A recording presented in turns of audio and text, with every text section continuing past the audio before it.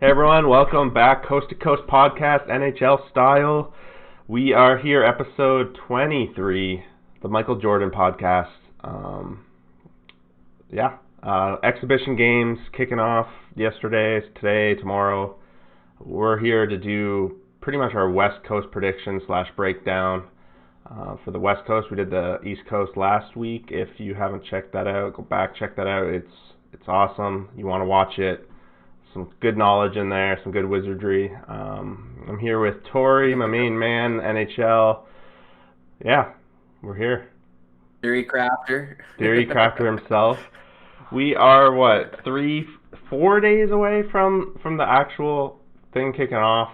I think it's Wednesday or Thursday, Friday. 3 days. We'll call it 3 days. We play on Sunday. I don't know if there's any games on Saturday. Saturday. Saturday is when it kicks off. Yeah. Saturday's kickoff, August 1st, so it's 3 days. Okay, I'm getting pumped.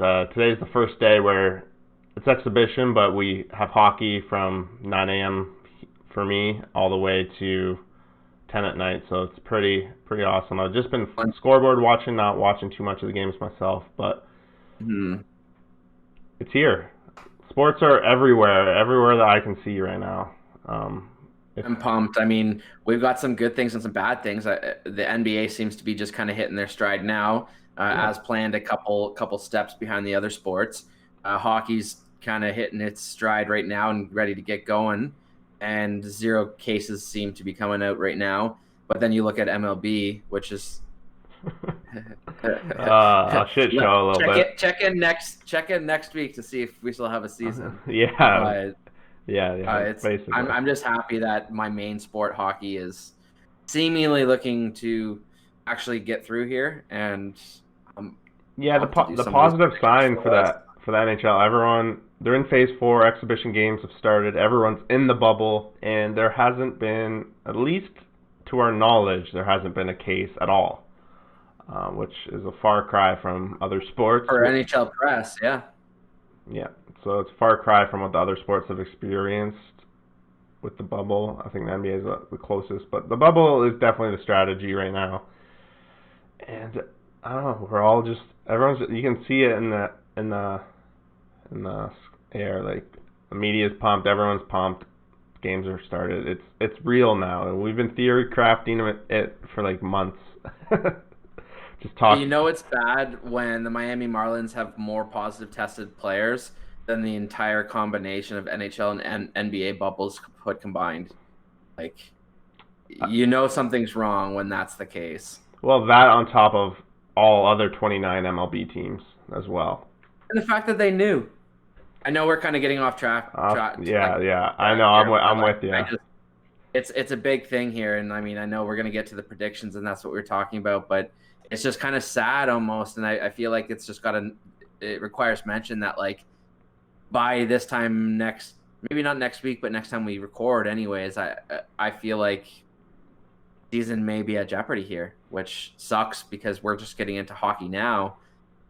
Hopefully not all the sports suffer, and hopefully, I mean, I'm not a football fan, but hopefully NFL kicks up and running too. It's important to the economy. It's important for people.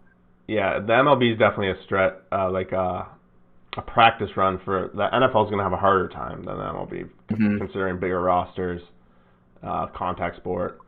But I'm one to think that money's going to trump the situation unless there's a couple of more teams that have that. I think the MLB season is just going to keep going. Yeah. Which I get it. The one main point I understood where I finally kind of saw the other side is they said, look at this, look at the hockey teams, look at the bubbles, look how many people are within the bubbles. I don't know what the number is off the top of my head, but let's say it's, 10,000 people. If you were to put NFL, well, including the coaches and trainers, I see what you're saying. You're talking about if they did the season for them. Yeah, and the cleaners and whatever. If then go to put the entire, the NBA and the NHL only have 2/3 of League Two. So they only have 20-something teams, where if you put the entire NFL or the entire MLB in a bubble, that's probably 3 or 4 times, 5 times as many people within one bubble. Well, That's a lot of people to accommodate. the MLB could have been smarter. They could have done 3 bubbles really because the way the Yes. schedule's set up. Or even 4 per division, and then done like a weird divisional schedule or something. Mm-hmm. But yeah. They should have done something better than that. But it just sucks that that's what's happening for the MLB. I hope all the sports can continue, but I found it interesting. I've seen some concept helmets now for NFL and how they've got like built in like what would you call it? Like different cloths, different fabrics like and whatever. N95 mask kind of thing. Yeah, like built into the mask as partially cosmetic, but mostly functional. Yeah. And like, I think that could be the way of the future. And like, you could see these almost futuristic kind of space-like equipment things come out. Not to get off topic too much here, but I keep having this debate with my partner, Sports Misha. podcast. Exactly, just about what will come first. I think the next stage, personally, of this whole face mask, face covering thing is going to graduate actually to like what you see in the old like space traveling stuff, like the bubbles, like almost like the fishbowl bubbles. Yeah, people are gonna walk around with these things on their shoulder, almost like they're scuba, or you know when you go underwater and you put those things on your shoulder and you can walk on the ground and walk underwater. It'd be like one of those. We've been debating what comes first, a vaccine or like mainstream bubble helmets.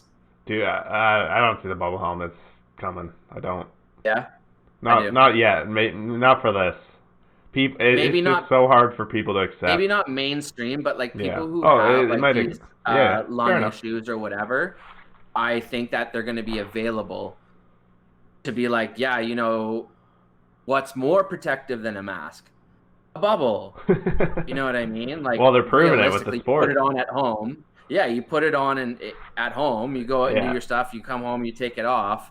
That is the most sanitary thing. And if you then hook up some sort of ventilation system to it to make sure the air stays clean, that's the most effective way I think it's going to go. But yeah, we've just been debating between that and vaccines. But either way, we're like, yeah, it's going to be a couple of years.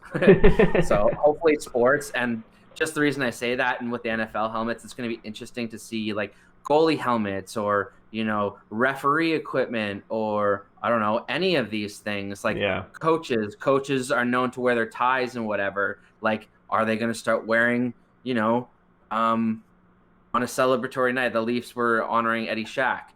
Are they going to start wearing a face mask with the guy's number on it? Or like, you know, are they different things like that? You know what I mean? Like it's going to eventually turn, and it'll be interesting to see once that gear turns, how sports reacts. Yeah. Both cosmetically, but also functionally. For sure. Okay. Let's get back on track. No worry. I don't mind going off track. If it's not like we have a ton of viewers, and honestly, we don't care. We're here chatting our own shit, so just running our own show. So I think today we're gonna look at the West specifically. I know last time we started with the round robin, so why don't we kick off with that? So 4 teams, round robin. We got the St. Louis Blues, the Dallas Stars, Colorado Avalanche, and the Golden Knights. What are your thoughts? I think we're gonna.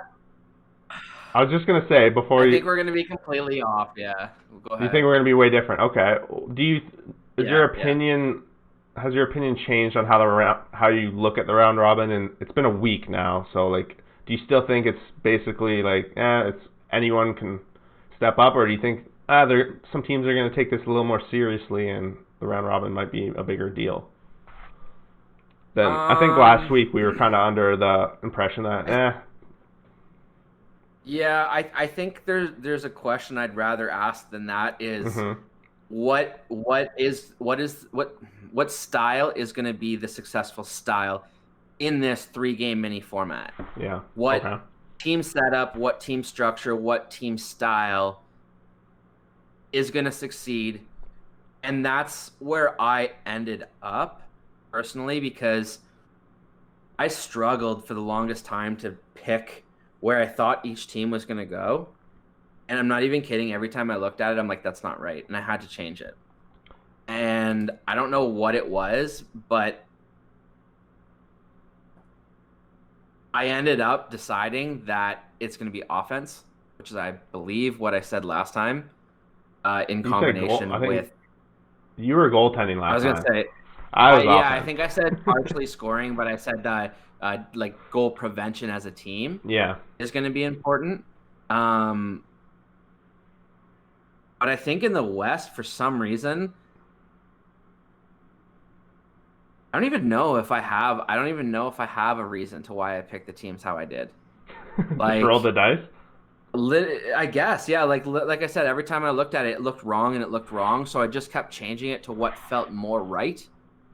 And that should have nothing to do with it, because part of the matchups I'm looking at are the winners I see from round one. Mm-hmm.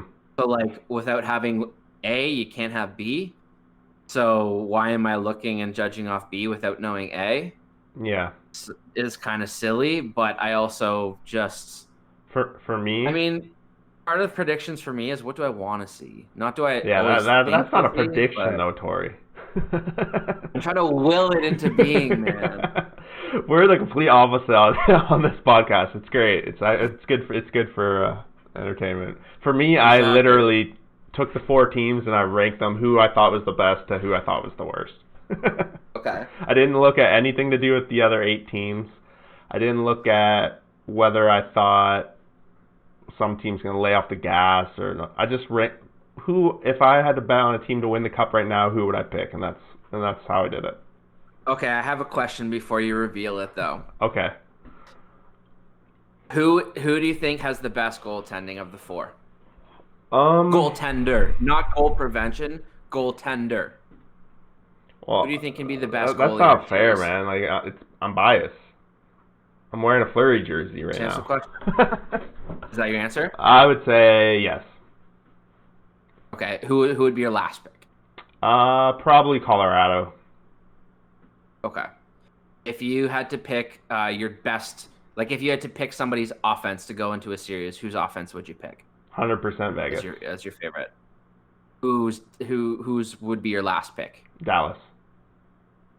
And then same question for defense. Probably top would be St. Louis. Okay, and bottom? Probably, it's pretty close. They all have solid defense, to be honest. I'd probably pick Dallas. Good defense. Do you think they have the worst defense? I do, yeah. Okay. See, that's where we differ. Well, I'll answer the same questions, and we can get to the predictions. It's kind of. I'm just gonna add. It's like a loaded. Like, I think it's the worst, but I also think these 4 teams have like A+ defense. Like, all of them. That's true. They might be the. I think they're the 6 or 7 defenses. I'm kind of like, again. I'll talk about it after. Go ahead. You can kind of answer those questions. I think the best goaltender is, if I have to pick one goalie in a series, it's Dallas. It's Ben Bishop. If I have to pick the worst, it's definitely Colorado. Which should be interesting once you hear my picks. Scoring, I'd probably pick Colorado. As the best? The worst as the best. As the worst, I'd probably pick Vegas. And not the worst by bad, just the worst in depth. Vegas. And I know I just think we completely disagree there. Vegas has like 3 all-star lines. Well, and then I looked at defense. Okay. Just a weird screech. I'm sorry for any viewers that had to deal with that. I didn't hear anything, so thankfully I didn't. Yeah. All good. And then in terms of defense, I think the worst defense is probably Vegas, and I think the best defense is probably Dallas or St. Louis. Okay. So. It'll be interesting. It'll be interesting to go back and look at this. Who does the worst? That's why I wanted to ask beforehand, because I want to see, once we get into the discussion, when we result back to what we just thought, if it actually matches with what we're saying or if it's not. Yeah, this is one of those tough situations where I think we talked about it last week, where like we were gonna do a rank of our biases, and I can feel my biases in this one a little bit because like I'm a huge Vegas I can see your fanboy. biases. No, I'm a huge Vegas fanboy, but the analytics on Vegas are also amazing. But it's also coming out when it comes to the Stars. Like, just not a fan. I'm not gonna lie, I couldn't tell you what Vegas's third line is. No idea. Marcus O'Reilly I can only and remember the top line. Marcus O'Reilly and what's his name? A good player. Yeah, I have my other screen closed. I usually would just look at it, but that probably is showing some of my bias. Why I said Vegas's forwards are the worst. Okay. It's all good. All right. I mean, don't get me wrong. Their top line has high top potential, but I don't know the depth, so maybe that's why I said their depth isn't as attractive. Mm-hmm. Like, even their fourth line with Alex Tuck and like Cody Glass or whoever Reese or whoever they have putting together can be pretty solid. Yeah. But again, this is a team. This is then. like the one team. This is like my Maple Leafs. Like, I watch every game the Vegas plays. So like, no doubt. Like, people think that you will talk about the Leafs and be biased against them. Vegas is kind of my team when it comes to that. Just because, even though the Penguins are one of my top like favorite teams, I just happen to watch more Vegas just because of the time. I live on the West Coast and it's how it goes. I was going to say, we are going to have to eventually get to those biases, and it will be funny to compare them for, like, location biases, too. Me being in the East Coast, you being in the West Coast, like, seeing, like, for example, Vegas, like, I can't stay up late enough to get a lot of Vegas or San Jose games, but, like, if I was in your situation, I'd absolutely love it because I'd get to watch them all play all the time. I gotta admit, it's been one of the biggest things I've noticed when I moved out here. I remember when I was in Ontario, having MLB package, and then the 10 o'clock game start, I'm watching, and I'm asleep by the second inning. And like, it's just like, But now, like, I see so much Dodgers, I see so much of those West Coast teams. And it's just like, I got a little soft spot for them. Like, for example, like the Padres. Like, I'd never have watched the Padres if I lived on the East Coast, but now. Yeah. And that's where, like, looking at my MLB biases that I did, I looked at I just divided it top 15, bottom 15. Yeah. And majority of the bottom 15 were NL teams. Mm-hmm. Almost all of them, minus maybe 3 or maybe 4 of them. So, and it's in the NHL, it probably has not as much of a bias because there's teams I dislike in the East from watching so much hockey. So it kind of displaces that bar a little bit, but yeah. Yeah, I would say, like, if you're a sports fan, you should live on the West Coast because you literally have sports all day. And if you're a gambler too. It's West Coast living. All right, let's get to the picks. All right. So what do you want to do? Number 1 in debate, or we want to go 1, 2, 3, 4, or what do you want to do? I don't know. Last week we kind of did one, and then we did like last. I don't know. Let's do that. So, like, my number 1 is Vegas. Okay. Kind of going with what I said. I don't know if I think it's close on the goalie. Like, I agree with you. Bishop might be the best, but I think overall they're just the best team. So I have them number 1. I think they're solid all the way up and down the line, but I don't think there's a weakness that you can really find. That's my opinion, bias and all.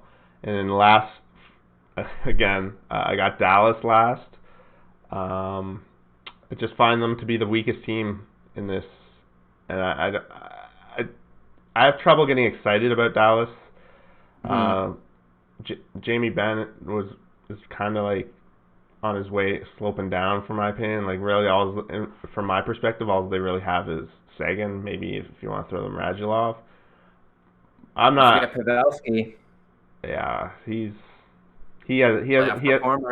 Yeah, if he doesn't get cross-checked in the mouth and take a dive again or whatever happens. Regardless of what he's done before, he's always performed in big tournaments and he's always performed in the playoffs. a good which I think point. is a huge I kind of factor. underestimated him, I guess. And But also another playoff performer that they just picked up this year, Corey Perry. I mean, he hasn't done basically nothing in the regular season, but he's the type of guy that can pot you 4 or 5 goals and have 3 of them as game winners or overtime or clutch goals. So I do think these 4 teams are definitely the top 4 in the West. they were so hard to predict for me. Mm-hmm. Like impossible. I should have just put them in a hat, to be honest. I probably would have had more accuracy. Yeah. But let's be real. You're wrong on one. You're probably wrong on all of them, right? So, You're at least wrong on 2 if you're wrong on 1. So. yeah, but probably wrong on all of them. Yeah. All it takes is really is 1 game, and you're wrong on all of them. 1 upset. Exactly. Yeah, so. Or a game that goes to overtime and there's an extra point given to somebody that technically skews the standings, Totally, right? yeah. But so you had Vegas number 1 and Dallas number 4. I do, yeah. I'm just gonna throw out the rest of it. I think it makes more sense. Yeah. So round it out my number 2 is the reigning Cup champs, the Blues. Okay. I really think the public in general is underestimating the Blues a lot. They did get a lot stronger they got like Scandella, and they got some other defensemen Justin Falk. They picked up 2 defensemen this year, so they're pretty solid back there. They got Bennington again. Does he have the magic to do it 2 years in a row? And Allen. So they got two guys and to Allen, yep. And Tarasenko's back for this. Yep, that's huge. So I think. But my big question that I want to put out there right now is often, like, from playing on teams where we have lost good players, people step up. Of course, yeah. People step up to the roles and they fulfill, and then all of a sudden they're playing well because they're getting all this ice time. Now somebody comes back in the lineup and pushes everybody down that 1 peg. It's not the top 2 or 3 guys that feel it. It's that 5th or 6th guy that gets pushed down to the 3rd line or pushed off the 1st or 2nd power play unit that all of a sudden their production takes a nosedive. That's that person and how they react and how if they become a cancer in the room because of that, that can become a huge problem. So I don't see that. Tarasenko not playing. No, I don't really either, but Tarasenko not playing for so long and being such an important cog in that wheel, I just feel like if there's a team to struggle for a couple games, it might be them. If you struggle for 4 or 5 games, you're out. You're gone. You're home. Well, not really for these 4 teams. They kind of have they have at least 7 games. But if you view these as exhibition games, really, like these teams basically have 4 exhibition games. The 1 exhibition game and then 3 to get ready for the competitive. That kind of count a little bit more. Where the other teams only have 1. So like that's your benefit, right? And if you're viewing it that way, then maybe you are playing your backup, or maybe you are testing your 2nd power play unit a lot because you know your 1st unit's good. Maybe you're hiding guys to make sure they stay healthy. There's all the things that can explain different contributions or lack thereof to why teams don't work out. And I just feel like St. Louis could start being like, hey, we're going to shove Tarasenko down the throats of this other team to get him up to speed.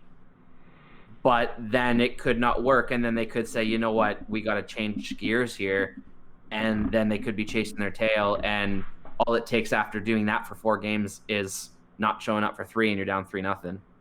I don't care how good you are, you might not be able to come back 4 straight. Like, I'm just saying. I hear you. You could make that argument for like X, Y, and Z team, right? So I don't know. They're missing their best player, or the highest player in a roster.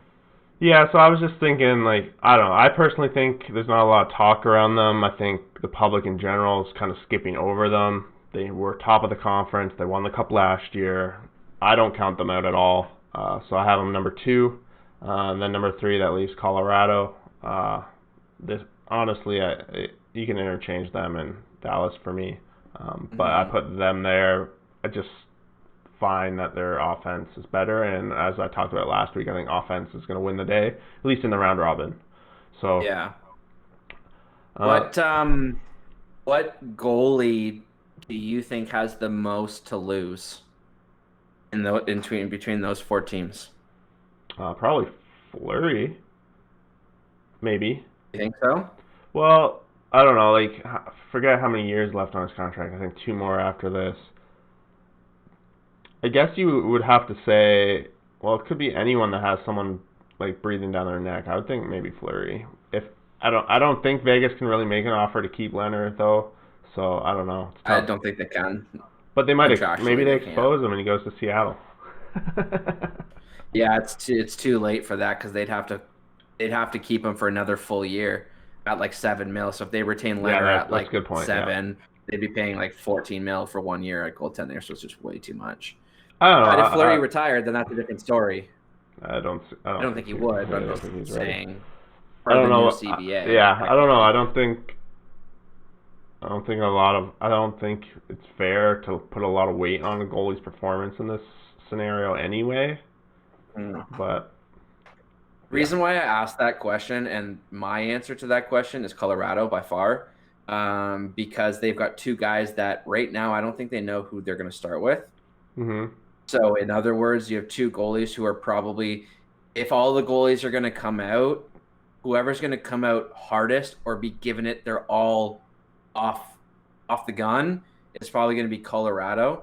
So I could see a situation where their goaltenders kind of play lights out a little bit more. Like, I guess what I'm saying is Binnington gives up 4. He doesn't, not a big deal. He doesn't care about giving up that 5th. Like, he knows he'll be starter by the time the series start. Maybe. Where if Grubauer gives up 4, he's going to be working his ass off to make sure he does not give up 5 because he wants to be back in the net. So as much as what I want to say was scoring in a second, that was a point for me. And that's why, although I think Colorado's goalies are the worst, I think they might play hardest in this 3-game series. Possibly, yeah. Which could be a slight difference. I do think Fleury has Leonard. Like, if Fleury doesn't perform in these 3 games, Leonard's going to be the starter. Oh, absolutely. Yeah. Absolutely. Yeah. They might even flip-flop. Leonard, they only played Leonard 2 games. They only had him for 2 games, and he was pretty great for them. I think that was a lot to do with trying not to upset Fleury. Well, I don't think they want to upset because Fleury. they only had him for like a couple weeks before COVID. Yeah, but I have a question for you since you're in a different kind of media center. If you had to summarize, do you listen to a lot of like talk or do you hear a lot of talk about hockey? It's like the radio here is mostly Canucks. Like, everyone loves the Canucks. So what are people saying they think are like going to be the keys to success early on in the first round / the round robin? Honestly, I haven't listened. Not sure. No. Okay, because what I tend to be hearing is offense. Is like offense is going to take you, and that's why a lot of people are like, oh, the Leafs are going to win, and the Flyers are going to win, and Pittsburgh's going to win, and Tampa's going to go far. So taking that philosophy across to the West, I had to pick Colorado number 1.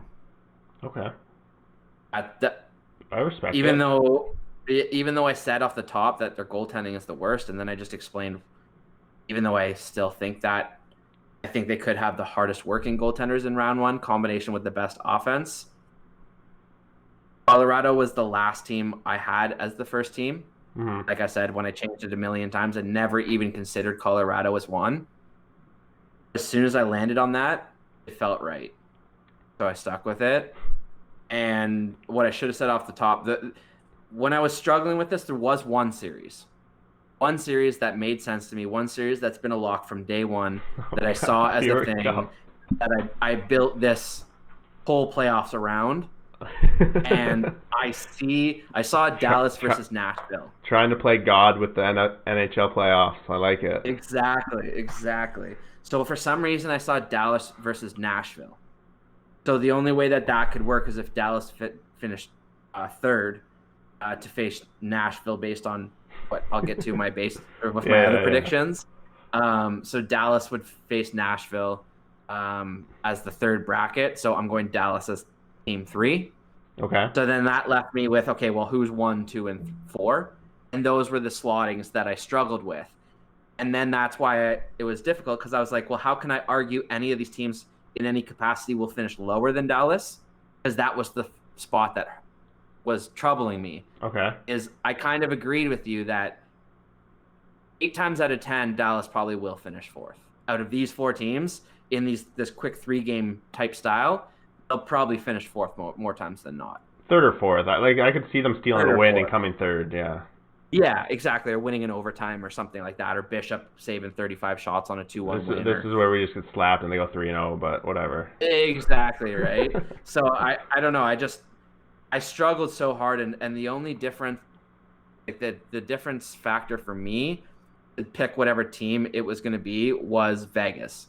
But Vegas is 4 for me, and that's just because, like I said, I guess if you look at the offense, it'd probably be my last. If I had to pick the top 9 forwards off any team to start my team, not that they'd probably be like my 7th or 8th pick in the entire NHL. But out of these 4 teams, they'd be my 4th pick. I think after this, I have an assignment for you to go look up their 4 lines and then quote and say that again, because I don't know if that you'll be able to, but maybe you will. I don't know.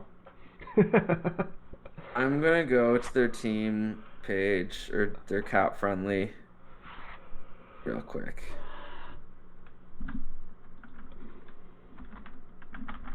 So I know they have a good top line in Pacioretty, Stone, and Carlson. So then they have Stasny, Smith, Marchessault, Tuck. That's who it was. Stasny was with them. Yeah. Okay. Okay. Their defense, though. I know you're not gonna like their defense, but I love them. Their defense is okay, and they're one of those teams that they're a really good team defense. Like they work well together. So like when the dust settles, like I'm not worried about them giving up a lot of goals.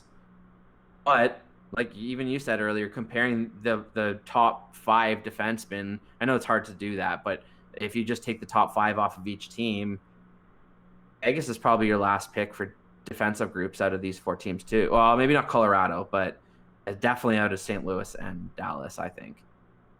But I would maybe give St. Louis the edge. I don't know about Dallas. I don't really. Dallas' defense is so good.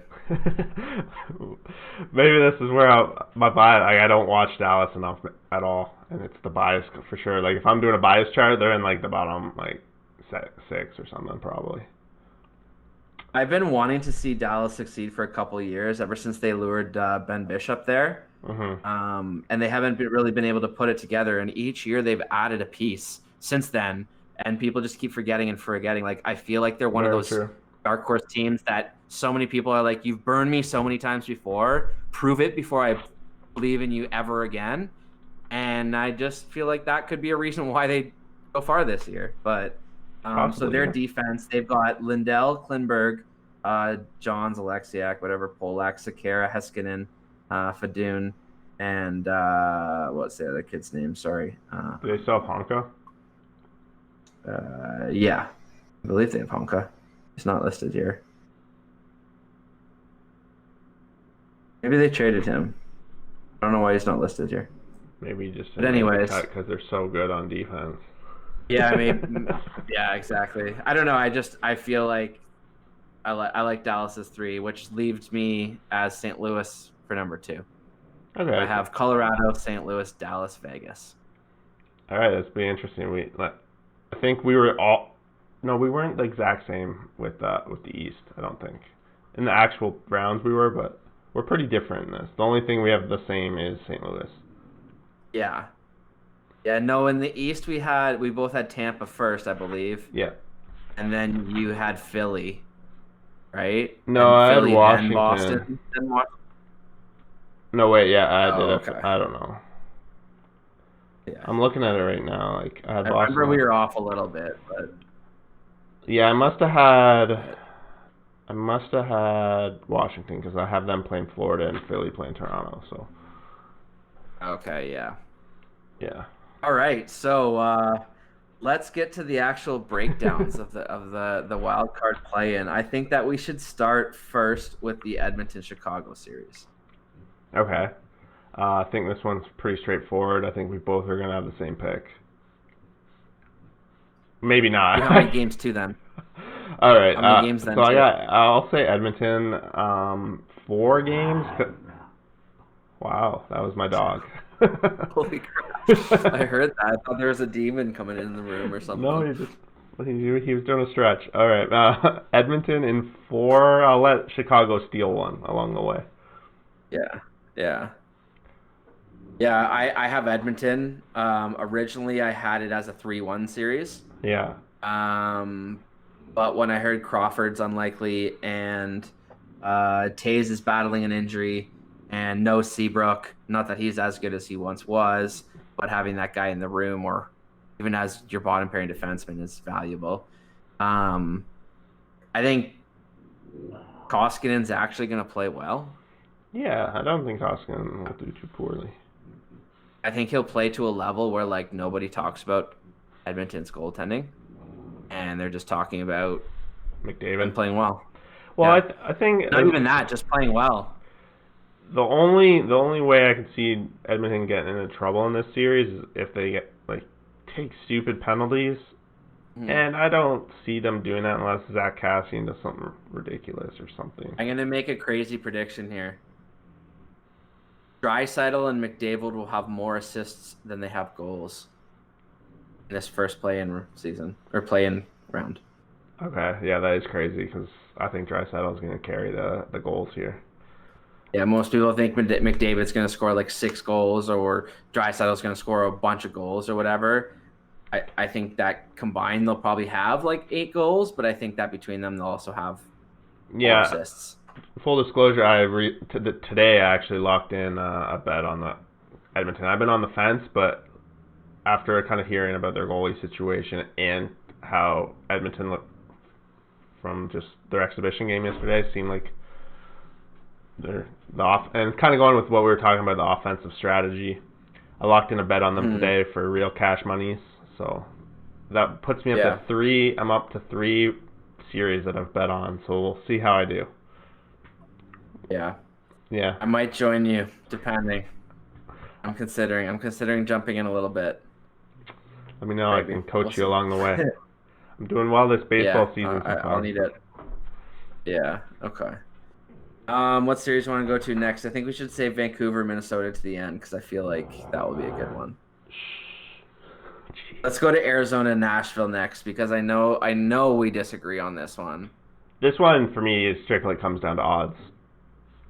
And that's why I lean the Coyotes because I think it's a 50-50 and they're giving me money on the Coyotes, so I'll take the Coyotes. So you're picking the Coyotes just from a gambling perspective? Gambling perspective. So I'm considering how we're doing the game, we have $100. I'm considering as if I had the $100. I'm gonna be how am I gonna put my money to work the best? I'm gonna put it on the Coyotes, mainly because I think the Nashville price is too bad.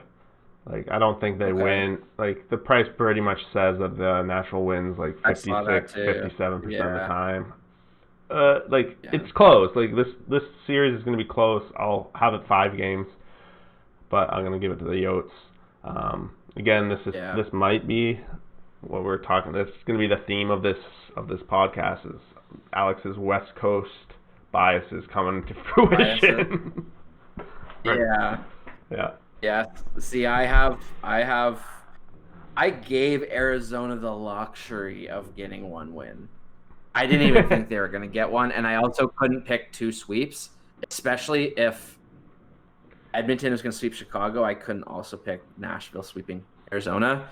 But simply, I think it comes down to, I know you love your boy Kemper in Arizona. I do. I know you love that boy, but I still haven't seen enough to even consider him legit yet. Sure, maybe he's good, but I haven't seen enough myself to know the difference.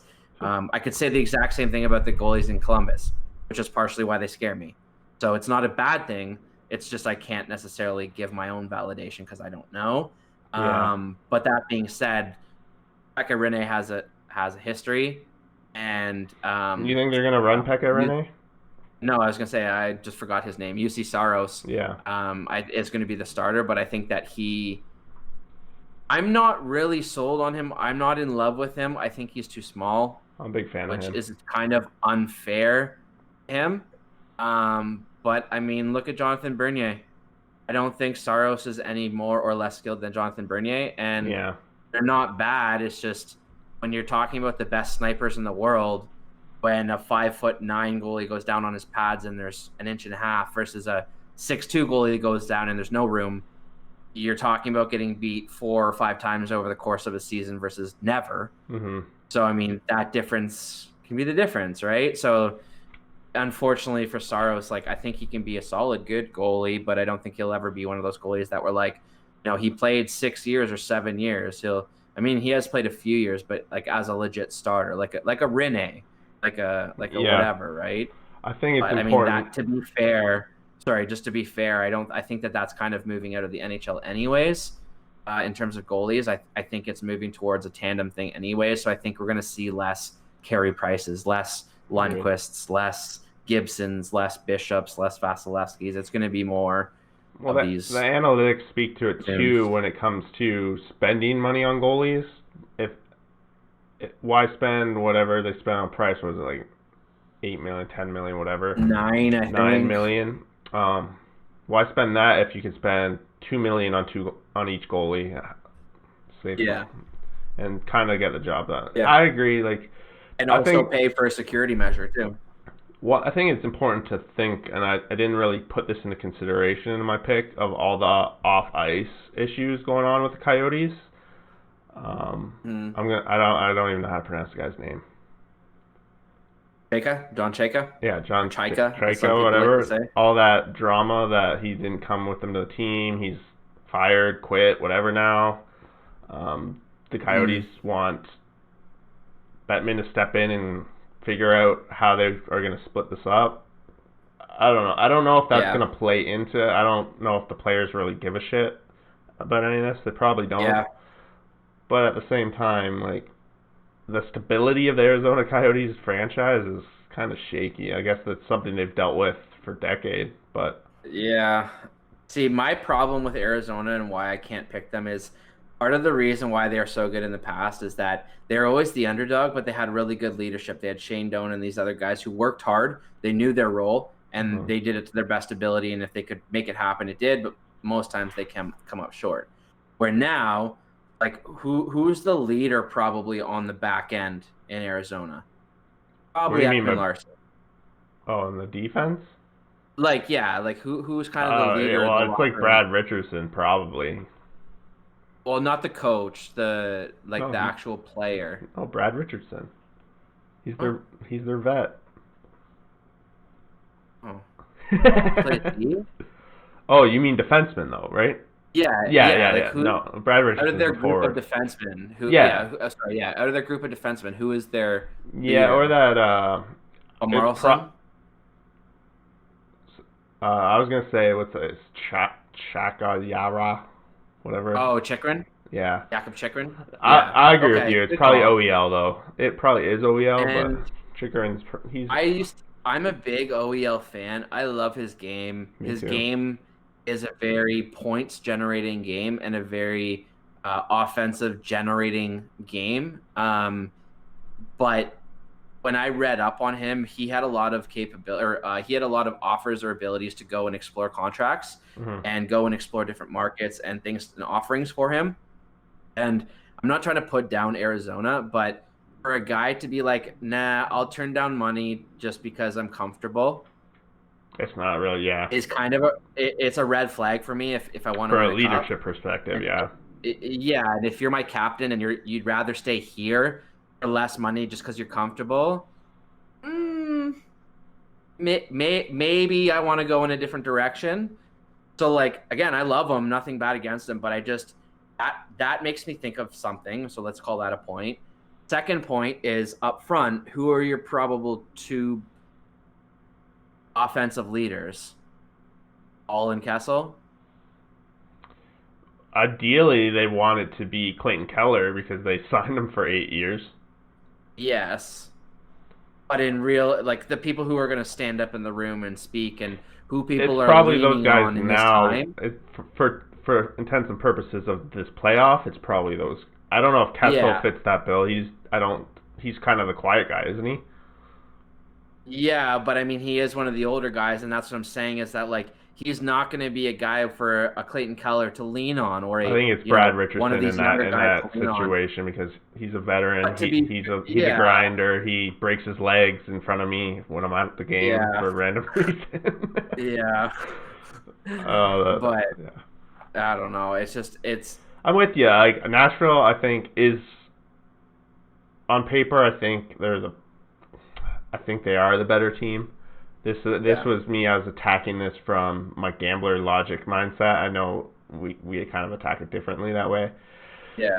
Nashville they've been declining these past couple of years. They've had a rough season. This is kind of a series They that have, but they didn't have Ryan Ellis all year. that's true. Most of This the is year. a series of two teams that were probably not even going to make the playoffs. So second chance.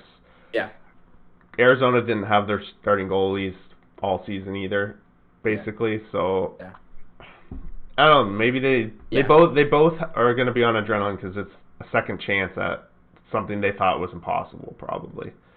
yeah, Maybe Taylor Hall plays MVP Hart level again.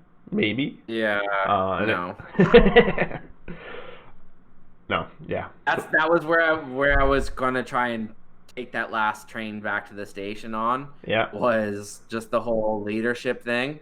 Was if you're looking at Hall and Kessel to be the leaders, You're in trouble. if you look at what's happened with what you mentioned with the general manager and these upcoming fines, and like from what I've heard, I don't know if it's true or not, but from what I've read and pieced together is that the owner's son went out for dinner with Taylor Hall to discuss his future and to make a contract, or to work on what a contract offer could potentially look at. What's known from a completely separate source is that Taylor Hall is looking for between $8 and $10 million a year. I hope. And to be honest, that's probably his market. You think so? I think that's ridiculously high for him. I don't. What did Marner get? 10 something. Nylander got 9. Okay. Taylor Hall's not going to get the same contract as Nylander. I think he's going to get more than Nylander. Maybe. He's better than Nylander. He should get more than I Nylander. don't know if I would call him better than Nylander as an investment perspective. Okay, yeah, sure, but like in terms of on a free agency period when Someone's gonna pay dive it. in, Someone's gonna pay him. Detroit might go in and be like, "Bro, come here for 12 million," because they can afford it. Ottawa. You know what I mean? Ottawa could do the same thing. Like the market shit here, fine, come back for 1 year, give us a 1-year deal at 12 mil. Then at the deadline, we'll eat 4 mil, and then we'll acquire a first-round pick. All right, I'll agree Something with you. like that Okay, his market's there. What did they offer him? 7 mil. It's a starting point. No. If you're making a 1-year offer, sure, fine. If you're making a multi-year offer, that's one and a half mil to start per year. And if you're offering 6 years, you're under offering them 10 mil easily over the course of a contract, which is a slap in the face. And just before you come back with this, I'll call it a circus going around your team, lack of offense, you're the stud. You never know. I think it's completely easy for Hall to just be like, fuck it. It could have been part of their strategy, though, like lowball him a little bit, light a fire under him for the playoffs. Then he's like lights up. That's not how you retain guys. Well, maybe they don't plan to retain him, and they're just they're going to use him to. I don't know, maybe. And now he's going to light him up and be like, "Yo, 15 mil." Yeah. I guess. Yeah. My main point with all of that is just I see a team in Arizona that's going to struggle to score. I see when they struggle to score, they're going to look to Kessel and Hall, and they're going to be like, "Why are you looking at me?" And then their season's going to be over. Yeah. And then Hall's going to piece. Kessel's maybe going to retire. And I just don't like Arizona at all. I understand the gambling. I didn't like Nashville's odds at all. After thinking about it, Ellis is coming back. I mean, it's close. The odds make it a close pick. A pretty close pick. Yeah. But I mean, I gotta go summarize all of this. I think we've spent too much time on this series. Yeah, it's gonna be the most talked about series out of the 4, which is probably honestly going to be the most boring series of the four. So Yeah.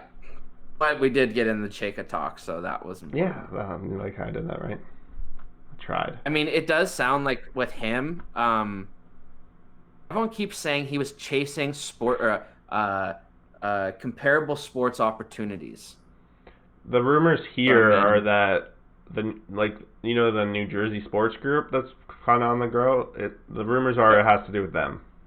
Yep. And they own the New Jersey Devils and the Philadelphia 76ers. Yeah, and they're He would oversee both of them. They're trying to add the New York Mets to that too. Okay. They're working on trying to do that. I think that's where it kind of gets hazy, is what the role is. Some people think it's just strictly analytics for the Devils, so that's kind of weird. Maybe it's analytics over the whole thing. Yeah. Damn, I should have went into sports analytics. That's what I should have done. This could be a thing because I mean, Chayka was one of those guys who he developed all of these things coming up, and he was like maybe he got into the GM world and was like, you know what, I can impact this sports environment or this sports world more as an analytics guru, developing stuff that other people can't, as opposed to trying to put that approach towards managing people. Yeah, it's different roles because for sometimes sure. It might not translate. Yeah, one's a manager role and one's like frontline kind of in doing the work role, right? Transactional, yeah, for sure. Okay, let's move on to Winnipeg, Calgary, Battle of the Canadians. Okay, so I know we have the same team.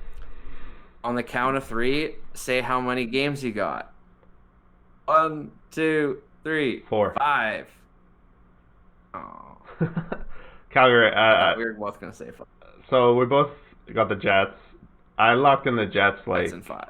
I locked in the Jets when the series got announced. Because when it comes to gambling, because they were underdogs, and then it blew my mind that they were underdogs because I thought they have this series pretty much locked. I think maybe I'll give the slight edge to the Flames when it comes to defense. Maybe a little bit more than a slight edge. When Harmonic sat out. Oh, he did. I don't think that their defense. Okay, so then I don't know. I'm going back. I think I just really like Winnipeg's star players. I like Scheifele. I like him. I like Laine, Connor. Laine can be a series impact player. And Hellebuck's been having a Vezina season. Again, It's one of those things we have no idea how this layoff's going to work on them, but I'm going to give them the benefit of the doubt. And yeah, that's who I got. I got the Jets, and honestly, I could see a sweep. But yeah, I think I said this a couple podcasts ago that something smells bad in Calgary, and I'm just gonna stay with it because it still smells like there's just something not right. I mean, I don't know Harmonic's reason, and it doesn't really matter. Yeah. And I'm not questioning him or whatever, but generally, if you've got a tight room or you believe you've got a legitimate shot to win that year, you're going to be more willing to sacrifice or compromise things than if you don't. So to me, when I saw one of their top 4 defensemen say, yeah, I'm out, right when the window opened, yes, it could be completely independent, have nothing to do with anything. It could just be the virus stuff, right? Really. It could be, but I'm just saying if he thought that his team was a top 7 team in the league or top 4 or 5 in the West, yeah, maybe he would have played. Maybe, I don't know, but I don't know. It just sent a flag up for me. Maybe not a red flag, but it just made me question. Yeah. Well, I know I've brought this up before, but when it comes to Calgary, I'm always just 100% wrong. So there's that. If you're smart and you want to bet against me, you're probably going to be right. So I've just been wrong about them for 23 straight podcasts, and but I think I'm due. They call it being due, right? Yeah. I don't know. The goalies on Calgary, what is it, Talbot and Rittich? I've never been sold on Rittich. Talbot There's a reason he's Well, I been mean, all around the when league. Riddich's nickname is Big Save Dave, Yeah. which to me, when the last goalie that was known and popular for big saves in Toronto was Jonas Gustafsson, and he got chased out of town quick. And the reason that most guys are known for making big saves, or to make a big save, you have to be out of position. That's right. Yeah, I was gonna So throw if you're a positional goalie, you never make big saves because you're always in position. Like Carey Price, he does make some big saves that he shouldn't, but the majority of the time when he's playing his best hockey, it just looks like he's just a vacuum and he's just always in the right spot and he's just quiet and no extra movement and whatever, right? So eventually the odds catch up to you on those situations, and the big saves, if you're always having to make them, it's eventually going to catch up to you. It's just a law of averages. Yeah. So. Or if you're cold or you're not getting the bounces or your team's not playing well, any of those three reasons or combinations of three reasons, you're probably not going to be making those or as many of those big saves. Yeah. Thus more goals, thus losing. So, yeah, I feel like Winnipeg could come through, sweep them and beat them, 4-0, 5-1 and, 4-2, like just no compete at all from Calgary, but I'm giving them the benefit of the doubt that they've still got enough talent and coaching and stuff like that where they can win a couple games. Okay. So you got 5. I think it's going to be 5 games, but I don't think Calgary is really going to be in the series, I guess is my point. Okay. Fair. All right. So that's it for that one. The big series. So I think we have different ones on this. It's funny because when we did the original picks like a month and a half ago, you and me had different picks, and you talked me into the other pick, and now you're jumping ship on that pick, aren't you? Yep. So Canucks and the Wild.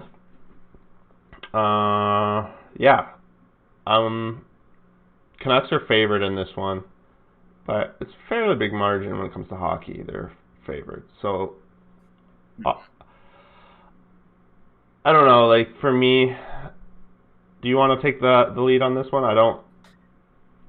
Yeah, I mean, let's just put it out there. You're taking Vancouver, right? I am, yeah. Okay, I'm taking Minnesota.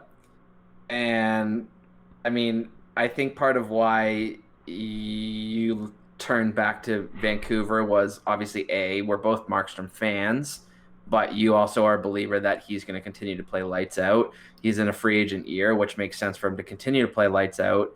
I cannot believe myself, as much as I love goaltenders, as much as I believe in them, whatever, I just can't believe that any of the goaltenders are going to jump right into tip-top form. So totally, as good as Markstrom was, if you take him down a notch, if he's on some imaginary scale, that one notch, how much of a difference is that? I don't know, but I think it could be the difference. Yeah, but then you got to also put Minnesota's goalies down a notch. Yes, but Dubnyk had a terrible season. I'm not a huge Dubnyk fan, but he's also a big guy. So, I mean, if he's playing well, he can get in the way. He's more of a blocker. They haven't announced who they're going to put as their goalie yet for this. I was going to say, they also have the kid who won, I believe he won the AHL Prospect of the Year. Yeah, it's either Stalock or Dubnyk. Yeah, so their coach had said, and today, I didn't check, but going into today, it was expected both goalies were going to play half the game. I didn't actually check to see if that happened. I'm sure it did. Why wouldn't it? And then he's not going to decide who's going to start the series until the night before. That's what that makes sense. He wants to see who he should bet with. Yeah, and he doesn't want to. Eye test. Yeah, and I don't think he wants to tip his hand too much. I don't know if other teams are doing this, but the Canucks right now they're practicing without names and jersey numbers so that people can't really know who's who and what lines they're running and whatnot. I'm sure other teams are doing this too. Because you can't really get the media don't really get the access and stuff they did before, right? Yeah. And like out of town media aren't gonna know just based off looking. I wonder if that's more for coaches though, so that coaches can't come and pre-scout. No, that exactly. It's a little bit of that too. I don't know. For me, the Canucks have 2, potentially 3 players that are like game changers. and I don't see the Wild having that. I give that, like, I don't necessarily besser that title, but I'll say Quinn Hughes, Pedersen, JT Miller, who's had a killer season for them. All potential game changers can carry this game, and I'm gonna throw Markstrom in there too, because he has the potential to be a game changer. And in this format, those game changers, if they can steal you a game, that's what it takes for me. And I'm giving them the edge. I was on the same boat as you as the Wild, and it was mainly because of the odds. It's pretty good odds for them to win. Yeah, and like the odds were a nice bonus for me to be like, yeah, I'll take the plus on the odds for this matchup too. But the one thing that scares me is when I was looking at some analytics, Vancouver was in the elite tiers, or the top tier for teams in the entire NHL for scoring from slap shots, on the rush, and on the power play. And I can't remember the number, but I think it was like 76% or like 79% of their offense came of one of those three things. Okay. So on the rush, okay, well, if you're not connecting on passes, if the play is a little sloppy, whatever, you may have more or less rush opportunities. So that could be a good or a negative thing. Slap shots, I mean, slap shots depend on the person actually hitting their mark, right? So like if they're not in tune, they might be missing the net, or the goalie might make the save, or they might flub the shot or whatever. And then power plays. Is this playoffs going to be about power plays or not? If it always goes back to that playoff hockey that we always... It's going to be interesting how the refs deal with that. Yeah, which I think we should get back to. Remind me when at the end I think we should tackle that, because I want to note too that an important addition that's coming back for the Canucks. I don't know if you'll think it's important, but who? Esser? No, more. He's like a grinder. He has potential to be a game changer in playoffs. Michael Furland. Okay. He's back. His concussion issues seem to not be there, and he's from the reports that I'm hearing, he's looking really good. And when he... What about Levo? Oh, Levy? Levo? Oh, Levo. I don't know. I haven't heard anything about him. I knew he wasn't practicing, but I didn't know. I don't think he made the roster. Oh, so he's probably out for a while. Yeah. But Furland, when he was with the Canucks at the beginning of the year, he was really good. He was good, and he plays a solid playoffs. Yeah, he's a heart soul kind of guy too. Yeah, that's big for them. I assumed he was out. The last I read was he was going to miss the first round due to concussion issues. No, so it looks like he's going to be on the team, and good. I don't know if that changes anything for you, but it doesn't change my pick, but it makes it more difficult to stay the same for sure. Yeah, that's a big addition. If that's I think the Canucks have kind of set up a team with some nice depth. Gonna be bold here. Canucks have the potential. I don't know. Again, I don't know if this is just me being around the Canucks fans all the freaking time, but I think the Canucks have a potential. They have the kind of team that makes deep playoff runs. Yeah, no, I don't disagree with a single thing you said, and they got to get past the Wild first. Yeah, I think that's entirely possible. But the other thing of why I like Minnesota in this series is since January 1st, when they started going on that heater that they went on, when they also traded players away. Yep. I was like, their roster's garbage. And then when I looked at it, I kept seeing guy after guy after guy, and I was like, forgot about that. Matt Zuccarello, forgot he was there. Eric Stahl, forgot he was there. There was another guy, I forgot he was there. Fiala's back. And what I was going to say is that they're the best team in the entire NHL at preventing high danger scoring chances. So in other words, they give their goalies the easiest shots to save. So you have to ask your goalies to do less hard work. So you do that right now in this type of playoffs, and you'll give up half as many good scoring chances as you get. Mm-hmm. You're probably going to win the series. How funny is it that all these years leading up till now, there's always all these giant expectations on the Wild, and they've always underperformed. Finally, the year they're not even supposed to be in the playoffs, they make a run. Potential. Rough. Do you want to pause that? He's gonna. It's fine. Yeah, it's true, and I mean, Dumba's coming back. I really like this series. I think it's going to be a fun one. I got it 5 games. I don't think we talked about that. Yeah, no, I have it 5 games too. I think it's going to be the closest series in the West. I think it's going to be the most fun and entertaining to watch, and I think that it will be the most passionate matchup between in the West. Going on, Chris. I'm just going to let him out 1 second. Yeah. Wearing pants. I was just gonna make a comment. Be like, nice pants. But I'm all about that style. I had Vancouver. I had Vancouver the entire time. I didn't even give Minnesota, a chance. Not even a chance. And then I read the analytics article that I did between the breakdown between the playoff matchup, and analytically speaking, which is all I really have to go off of, because I can't say I have watched many of either of these teams' games just because I'm in the East and I can't stay up that late. Going off of that information, which is the information I had at the time, I had to pick Mini, and then you add the odds on top of that. Yep. I'm comfortable taking Mini. That's Even fair. if I'm wrong, I'll be happy because that means that another Canadian team goes further. And I don't hate the Canucks, so I would prefer them over Minnesota. So if I'm wrong, I'm happy. If I'm right, I'm happy. So win-win. Cool. No, that's good. I think a little bit of me was picking them because I want them to win too, a little bit.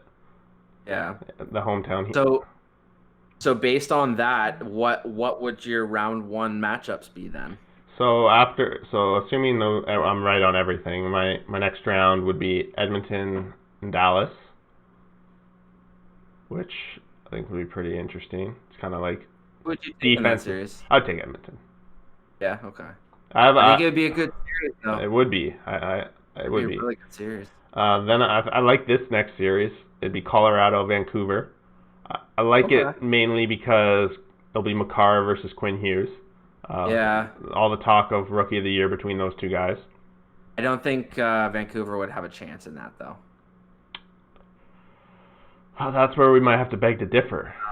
I think they lose. I would think they lose. Let's be real. I fucking hate Colorado's goalies. If there's one goaltender tandem in the playoffs that I do not want to have, or would be my last pick easily, well, I shouldn't say last pick. Carolina's pretty close, but Carolina's worst. But I just Colorado's a really good team. In my mind, they made the wrong trade getting Grubauer. I think they played that card too early, where they could have got a better goaltender. And I don't think that Colorado will make that eventual step until they improve that position. They might have been able to be in the Leonard. They might get Leonard in the off season. That would be a really good pickup.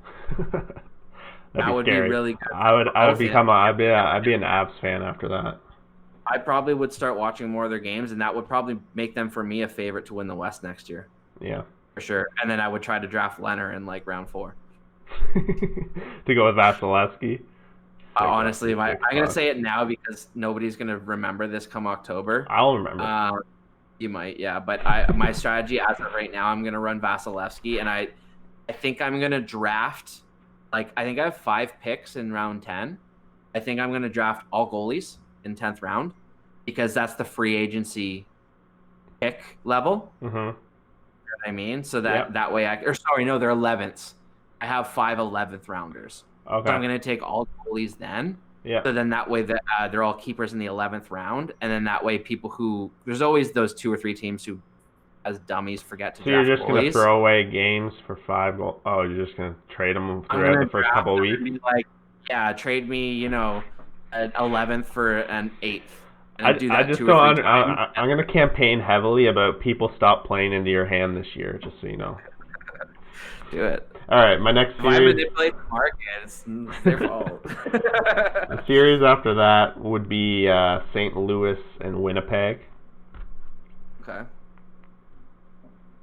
Who would you take? I'd take St. Louis. Yeah, me too. I think. Well, I guess I picked Edmonton. So, and then lastly, it's gonna be Vegas and the Coyotes. The battle of the desert. So that'll be a pretty good series. They have a decent rivalry. You're muted. I'm muted? Okay, you're good now. Okay. So yeah, what did yours break down as? My breakdown is first is Colorado versus Minnesota, and I have Colorado sweeping them. And I'm pretty sure Colorado would dismantle Minnesota. Yeah, maybe. Like that's the thing is I think Minnesota can beat Vancouver, but then I think whoever wins that round robin and gets Minnesota sitting there for that first game will just dismantle them. I consider that like a free round almost. So whoever can be fortunate enough to win the first round, I think almost gets a I don't shot think there right are into any free rounds, man. That's as close as it comes for me. Yeah, okay. Then I have St. Louis Winnipeg in my second matchup, which is funny. And I have I'd take St. Louis in 6 probably, 6 or 7. And then I already covered my third matchup, Dallas versus Nashville, and I have Dallas in 5. And then I have Vegas versus Edmonton, which I think would be an absolutely amazing that would be series. pretty good, yeah. That'd be pretty good. I think that I would probably make coffee in the evening just to stay up and watch that one. See, I would have, like, if mine played out, Vegas would play Edmonton in the round after.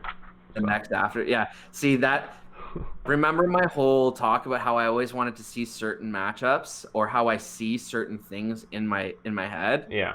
I for whatever reason, I see a Colorado-Edmonton clash. I don't know what round. Easily it could be round, like the first actual round, but then it could also be the round after. Yeah. I just, some reason, I see Colorado-Edmonton, which I think would be an absolutely unreal series too. So my final 4 would be Colorado-Edmonton in the top series, which I would take Edmonton in 7. And then I have St. Louis-Dallas. You're going to take Dallas. I'm going to puke. Oh. So I have Dallas and Edmonton in the Western Conference Final. So I have Dallas beating Edmonton in 6. I would have Vegas and St. Louis in the Western Conference Final. And who would you take to the Cup? St. Louis? No, come on. I mean, sorry, Vegas. I meant to say. I meant to say that. I don't know why I said St. Louis. I'm taking Vegas. I have Vegas, Tampa right now in the Cup Final. I got Tampa versus Dallas. We both like that. I feel good about the blue and silver versus the gold and the green. I like that. You've been meditating, you know, it's coming. Honestly, man, when it comes to anything about sports, it's always color. Well, most of the time it's color. So like a lot of the time, like even when I'm looking at guys on in fantasy, in terms of like who I would rank, or like let's say I'm looking at 2 guys for a waiver edition, I'll literally turn to Mish and I'll be like, blue or purple? She'll be like, purple. Okay, that guy. Or I'll be like, red or orange? And she'll be like, red. Okay, Detroit. Like, I literally would just ask color, and more times than not, it's right. So you luck box your way. Okay, I got it. Yeah. Spin the wheel. All right. And I barely try in fantasy. What was that topic we wanted to circle back to? Oh, refs and penalties. Yeah, playoff hockey. Playoff hockey. So I have a theory. I know I mentioned you early, and this isn't where I'm going with it about the Leafs. Where I'm going with it is just the NHL as a whole. It seems like the NHL for a while has been talking about, like, we want this game to be different. We want this game to be fast. We want this game to be about scoring and entertainment and all these other things.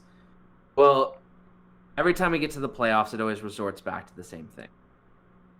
I have a genuine feeling that this year they're going to say, you know what, fuck it. There's all these sports on. People are excited that everything's back. We're going to have to fight for airtime. We're going to have to fight for eyes.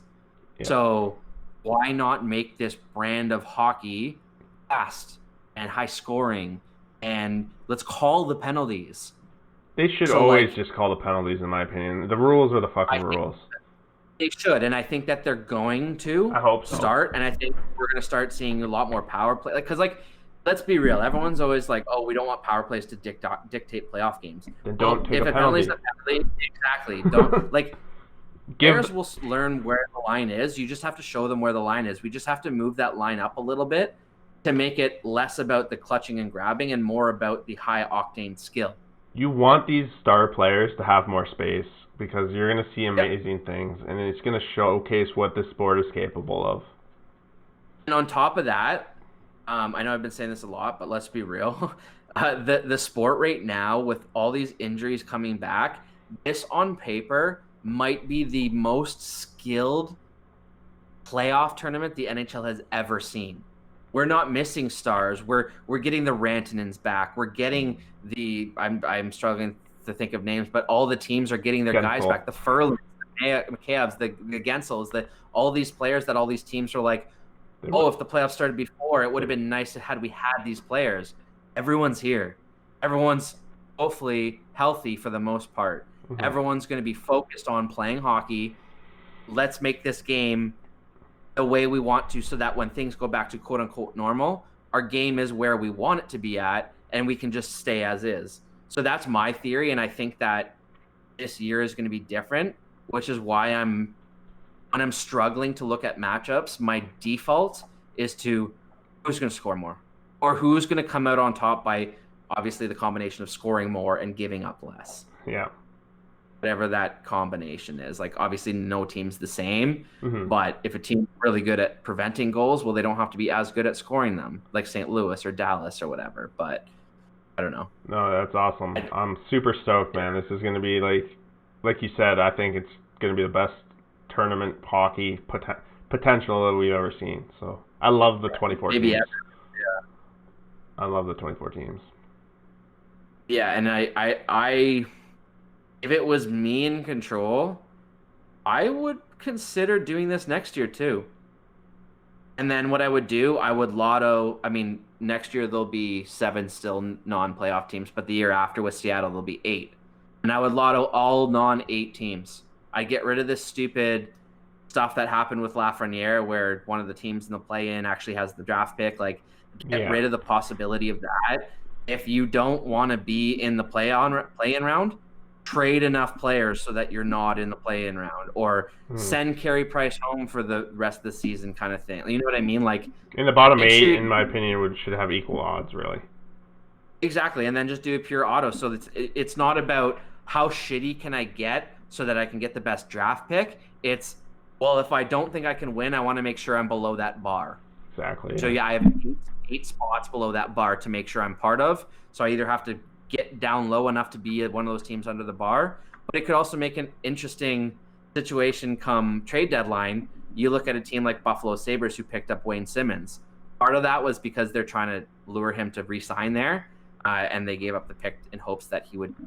They knew he probably wouldn't just sign there, but they figured if they could bring him in, they might be able to re-sign him. Mm-hmm. But you'll see these teams who you're like, why would this playoff team give up a 3rd and a 4th? Or why would this playoff team or fringe playoff team trade their 2 best players? Well, they're trying to go up or down, right? Yeah. So it would be really interesting, and it would create more fun at a trade deadline. It would create more fun at the lottery because you'd know what 8 teams are going to be in what 8 order, but they're going to be in any particular order. It's not just the top 3. So all the fan bases can be excited or disappointed. It would just make it for so much more, I think. Yeah. When the opportunity is at the plate, like you're standing at the plate, right? Why not take a swing? Exactly. Oh, pumped up. That's kind of how I'm looking at it. All right, so I know we've talked about it. I don't know if you have a decision yet about do we want to try and do this more than just Wednesdays, or maybe whatever days fit better. So in August, I have pretty much every Friday off. Okay, awesome. I don't know what your schedule is like on Fridays. Fridays, it's every other Friday. I don't have to go to the office or work. Okay. So right now, that's this Friday. Pardon? What about Mondays? I work Monday, like Mondays, yeah. next So Monday I have off because it's a holiday.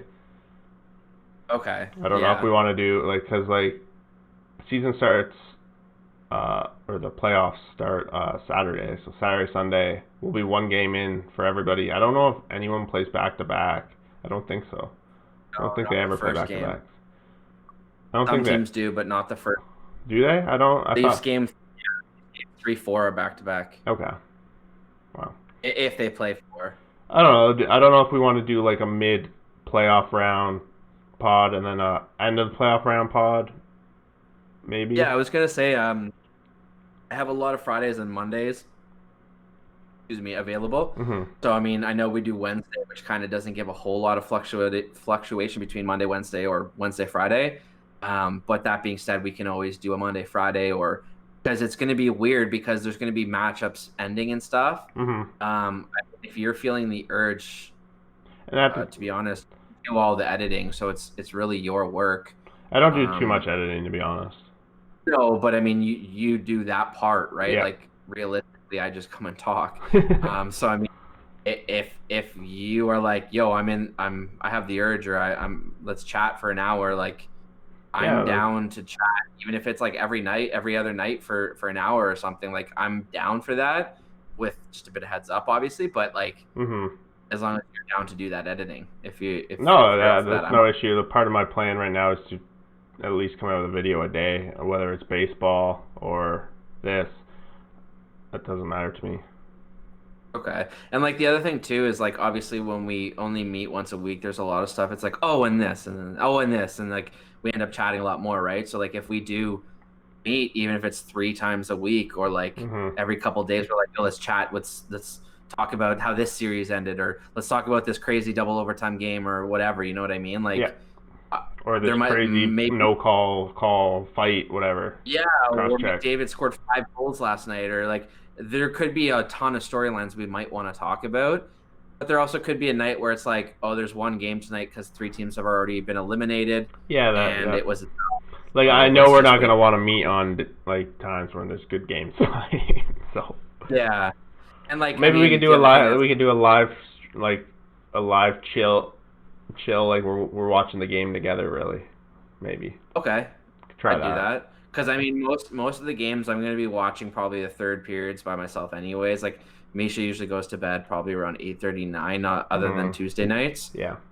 So, I mean, most nights if I'm watching, I'm probably watching by myself anyways. So, I do a live stream or live kind of review. Live reaction. Yeah, live reaction. Yeah, we can watch the same game at the same time for 10 minutes, and then when it changes, go to the different game or whatever. And the only issue I can see with that is, like, if one of us is like 5 seconds ahead, but I'm pretty sure we can change the lag time on the app. Yeah, we can figure it out. Yeah, but I would be down we for that. We could even do like one of us hosts the game and then share screen, like so that you see me sharing it. But obviously I can't like put the game on the video that we're making. But that's an option. That'd be something. Yeah, something cool. Well, yeah, I'd be down with that. And like I said, even if you're like, yo, like. A lot of shit happened tonight, like whatever. You're the one that's up, right? Like because you're up later. Yeah. So I mean, if emergency it is podcast needs to happen. Yeah, exactly. I mean, if you said like, yo, let's chat for an hour, like I'm good with when Misha goes to bed. Come down, do a quick chat, wrap up. And I guess my point before was if we're chatting every 3 nights on average, it's probably not going to be more than an hour unless we're watching a game together or something, right? For sure. So if you are down to publish or whatever you need to do a 34-minute thing every 2 nights, I'm down for that. Man, so, 20 minutes, half an hour, 15 doesn't matter to me. Okay. I'm down. Obviously, I'm not going to commit every night, but of course, can commit probably minimum three times a week. I'm still trying to figure out. Yeah, for sure. And I'm still trying to figure out what I want to do with this baseball season. That's the one I've been going hard on. I've realistically, I want to do reviews of all the games every day, but that's like fucking with my schedule, it's like impossible to like get that done. So it's I don't know. I'm still trying to figure out. Pick showcase like series. Maybe. I want to talk about all whatever. Yeah, here's the top games you need to know about for the day or something. I don't know. There's always a dud series that was like a 2-0 victory. That was like. I mean, sometimes 2-0 victories can be crazy, but like sometimes there's those duds that literally there's nothing to talk about. You know, right now the power ranking videos are the ones that people like. So obviously I'm gonna keep doing those, but that's once a week.